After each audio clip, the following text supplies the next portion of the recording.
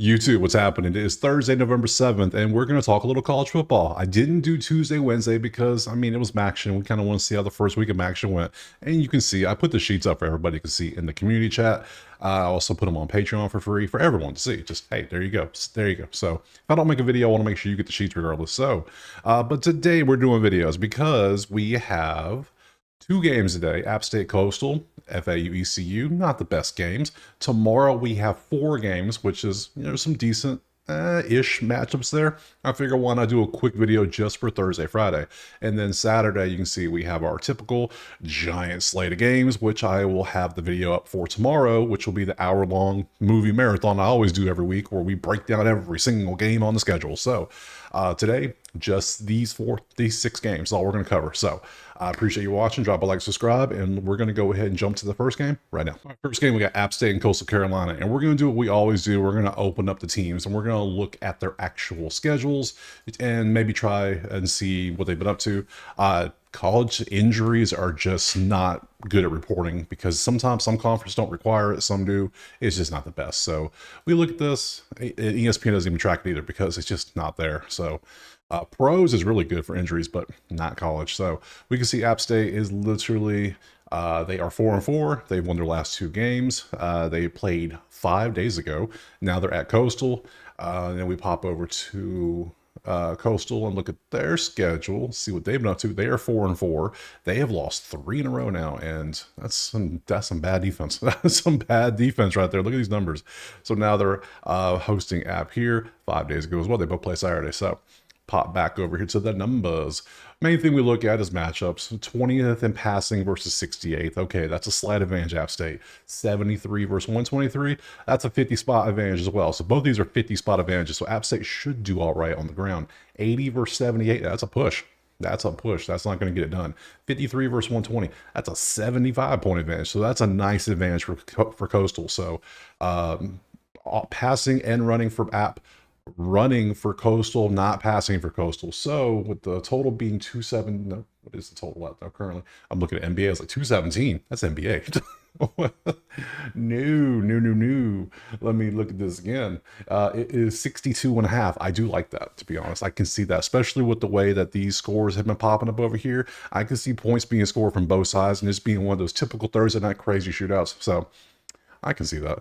So for this one, I lean App State. It is App State by 1.5, so I will actually take that. I like App State minus 1.5, and then CAPP State minus 1.5. If I can type, I'm having issues. There we go, 1.5, and then I also like the over as well. So I'm gonna take both plays. I didn't bet on college 2 days ago, so I gotta make up for it. I'm missing out. So we're gonna take the over 62.5 because I think the defense is going to absolutely struggle in both these. Look at the defenses. They're just not good. Terrible defenses. So decent offense, terrible defense. Thursday night, weekday craziness. Give me App State by 1.5. Give me over 62.5. Let's go on to the next game. All right, moving on. FAU ECU. 2-6 FAU, 4-4 ECU. Let's pop over to their actual schedules and whatnot. Let's see what they've been up to. FAU's lost 3 in a row now, and defense is lacking there as well. Looking at the sheet, I see why. And so is offense a little bit. So your only wins are Wagner and FIU. Like, that is just a terrible season. And then we pop over to East Carolina. We look at their schedule and see what we got. They won your first 2, and then you beat Old Main, you beat UTSA, you beat Temple. Man, there's some high-scoring games here. Okay, so ECU has offense and just absolutely no defense, which yep, I'm seeing it. Yep, let me show you. 33rd in passing, 36 in pass defense. Well, that cancels that out real quick. 96 versus 88, that cancels out. 57 versus 89. FAU can run the ball. Nice. 95 versus 127. They can run slightly. It's 30 points difference on both of them. So both teams should be able to run the ball okay versus these absolutely terrible defenses.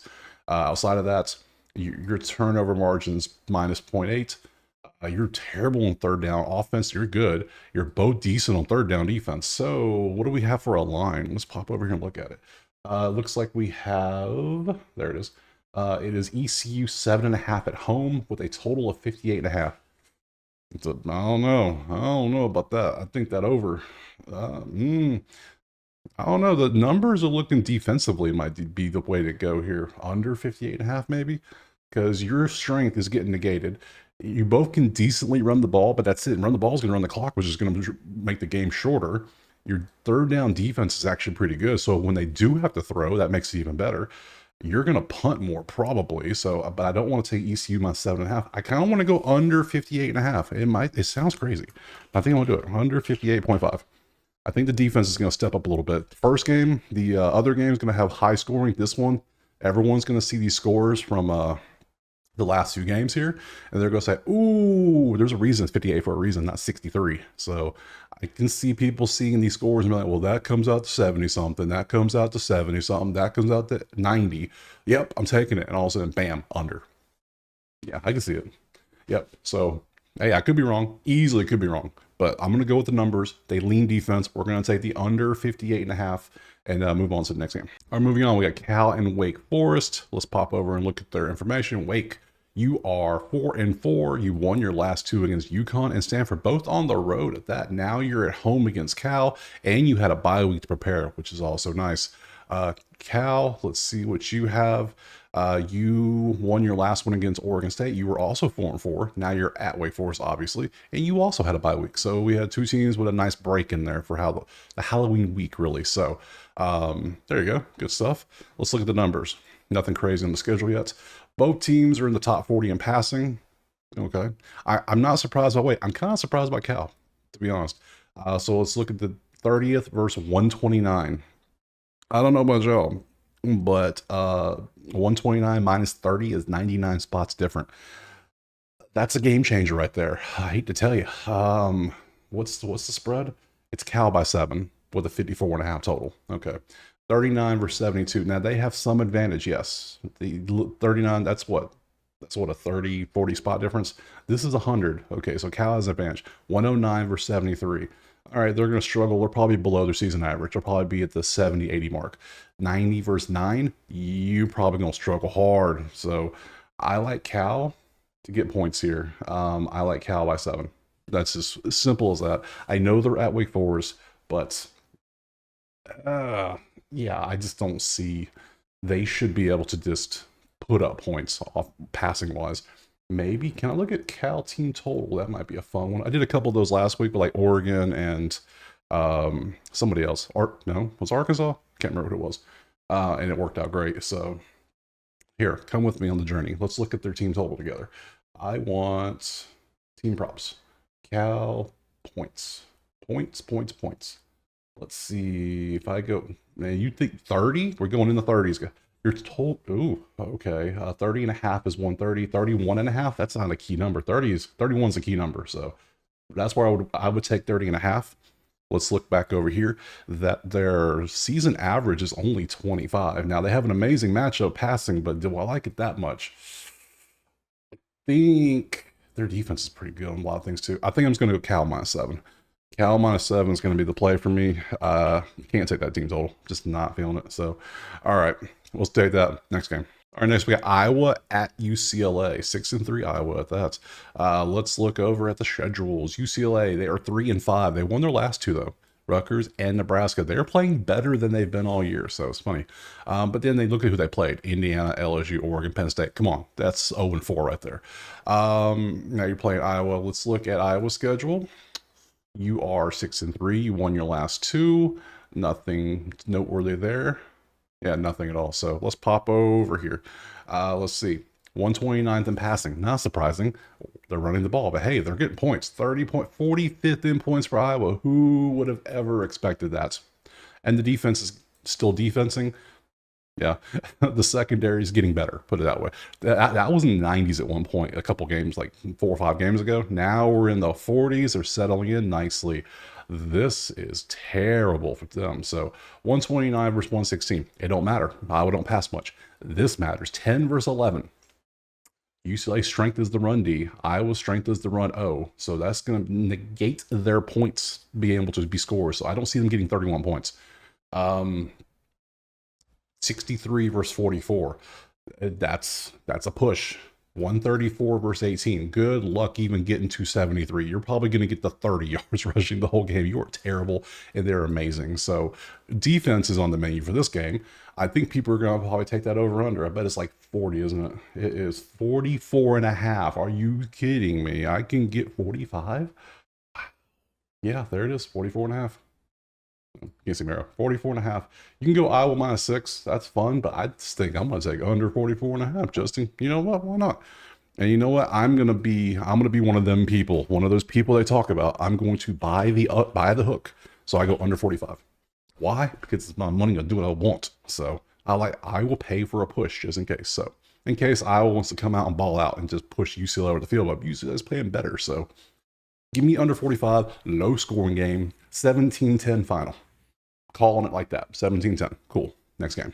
All right, Rice and Memphis. Let's look at this.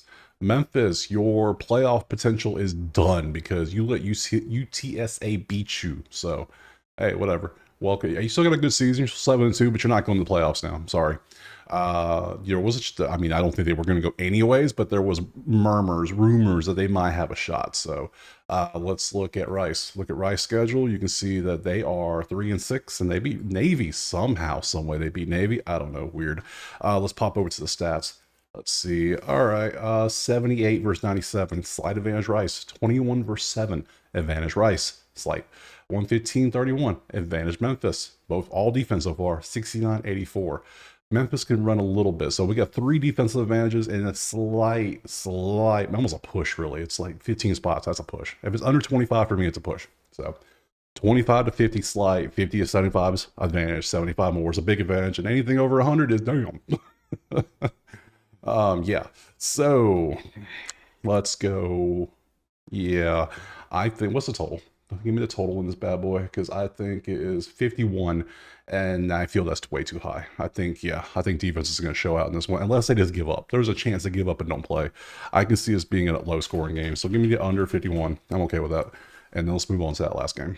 All right, last game, New Mexico, San Diego State, 3-6, 3-5. Let's look it up. Schedule for New Mexico.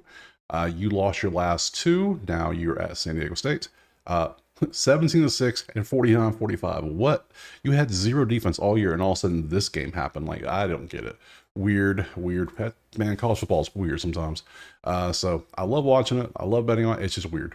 So they are 3-5, and you see they lost their last 2. Cool. Let's pop over to the numbers. 2. I mean, damn. But then also damn as well. Now, okay, that's a. All right, it's New Mexico. They actually have offense. Now it's 50 versus 85. That's slight advantage. 8 versus 95. See, that's what I'm talking about. Weird. That's a 88, 87 spot difference. Yeah, that's a big advantage. So that's 75 to 100. That's a big advantage. Total rushing. Yeah. See, this is New Mexico, and they are dogs. What? It is San Diego State -2.5. Look, you don't believe me? Let me show you. Here they are, right there. San Diego State, 2.5 with a total of 66.5. I'm not taking that because I don't trust San Diego State's offense. They might not help score. I'm taking New Mexico +2.5. Now they're going to be like, well, they should be fair. I don't care. We go with numbers. We don't go with what the bettors do. We're taking New Mexico +2.5. I don't even want to buy the hook. I'm just like +2.5. I'm taking it because. Yeah, the numbers say take it. Everything, enough. You're good. So you got it. You're picking up what I'm putting down. I know what you're doing. So, all right, back to the schedule. Let me close those out. So that is, that's the last game for Friday. Cool. So we have all these games on Saturday. It's your typical 30, 40-ish game slate. So the video will be up tomorrow, so you have plenty of time because it's going to be a long one. So I appreciate you watching. Drop a like and a subscribe if you haven't, and we will see you tomorrow on Friday for more college football. Peace.